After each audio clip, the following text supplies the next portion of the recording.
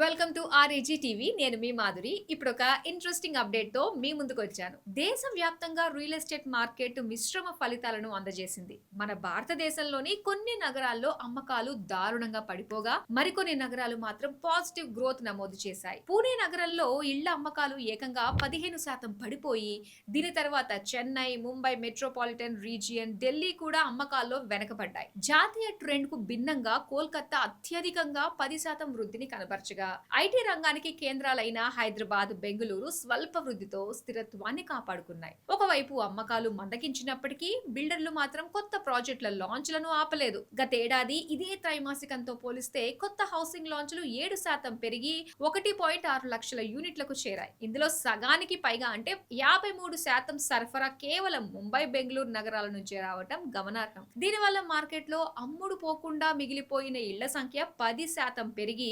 6.16 లక్షల యూనిట్లకు చేరింది. అయితే డిమాండ్ తగ్గడాన్ని గమనించిన బిల్డర్లు మునుపటి త్రైమాసికంతో పోలిస్తే కొత్త ప్రాజెక్టుల వేగాన్ని 16% మేర తగ్గించారని, కొనుగోలుదారుల నమ్మకం పుంజుకునే వరకు సరఫరాను నియంత్రించే యోచనలో ఉన్నారని అన్రాక్ గ్రూప్ చైర్మన్ అనుజ్ పూరి తెలిపారు.